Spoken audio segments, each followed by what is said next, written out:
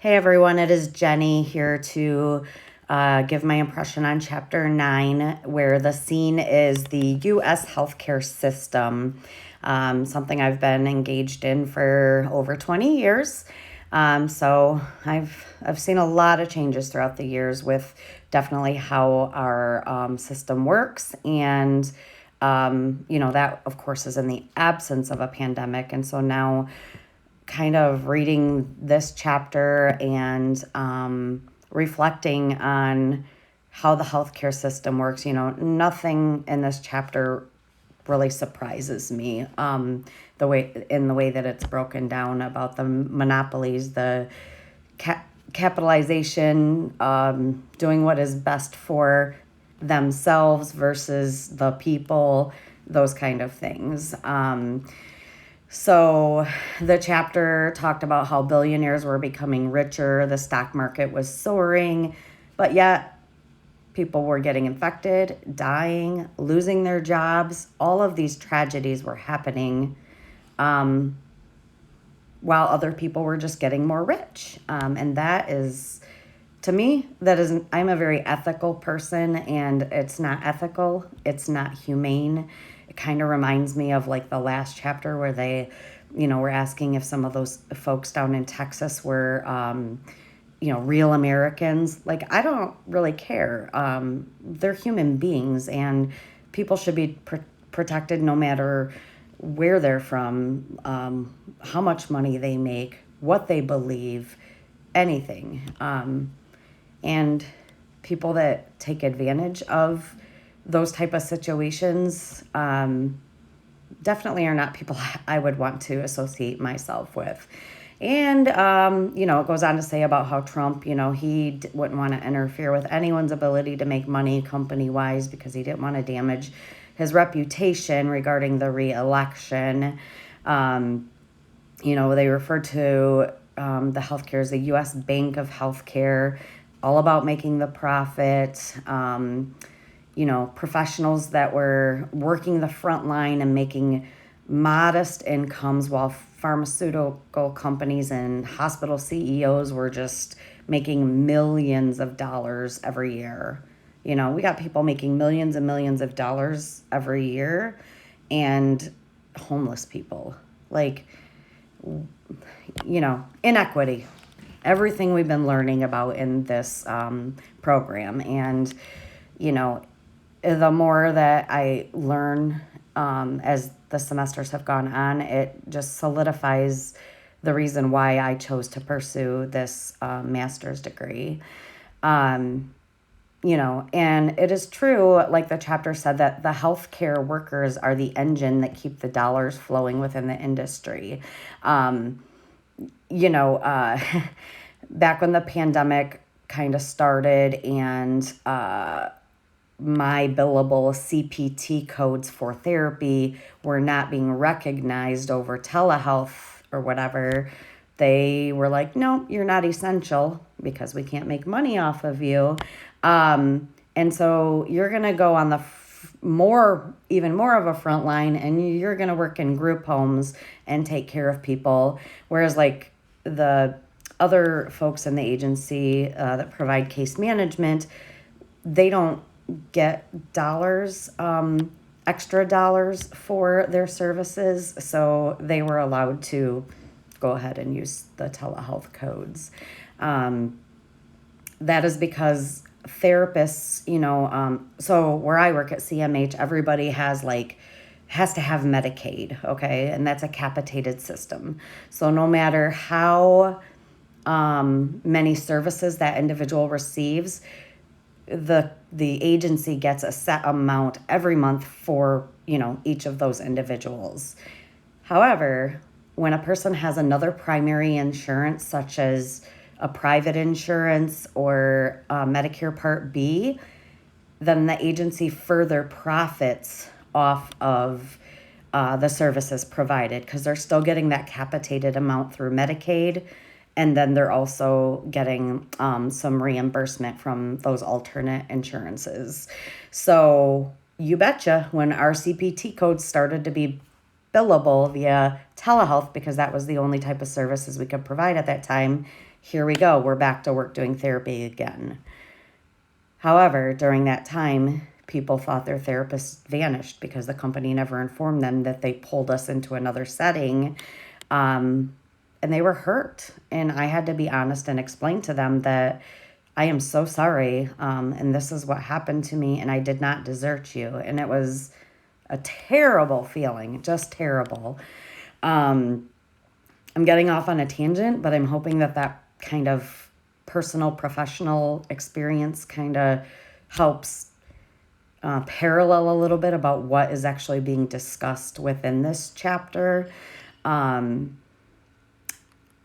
each of, and then I want to go back to the chapter where it talked about each of the three categories of the pharmaceutical, financial machine, the medical, and the health insurance. And, basically the common theme with those realms is that everything has to do about money, making people richer, and nothing to do with patient care.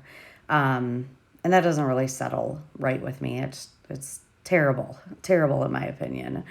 And the author made a really good point. He had said that if Americans were getting their healthcare needs met, many would not object to a reasonable profit for the healthcare sector, right? So that would be looked at as a win-win situation.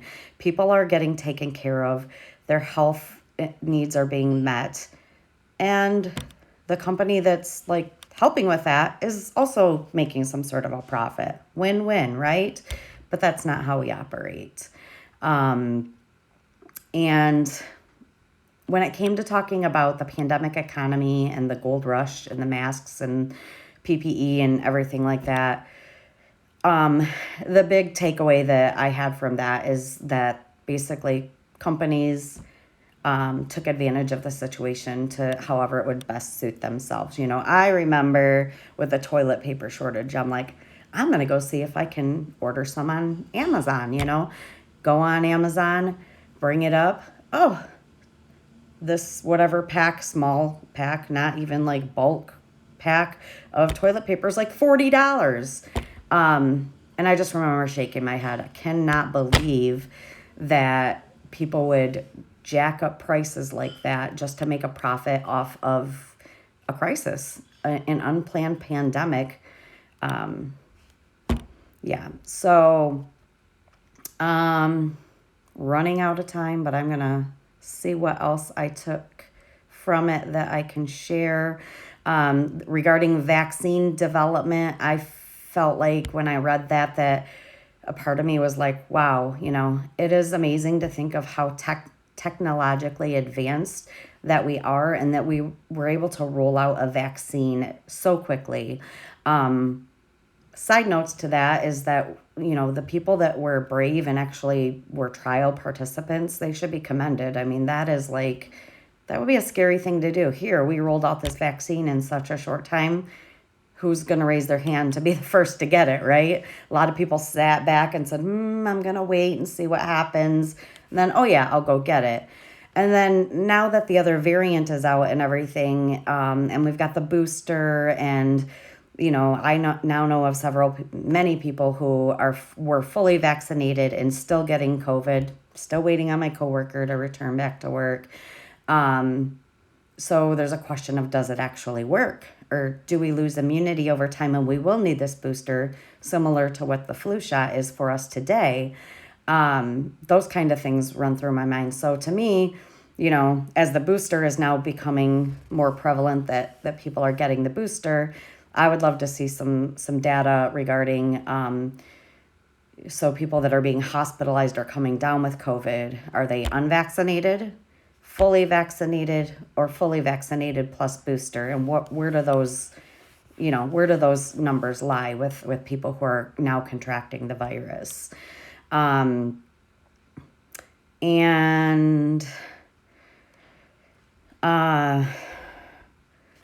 thing that kind of astonishes me, I guess, is that the pandemic industry was thriving.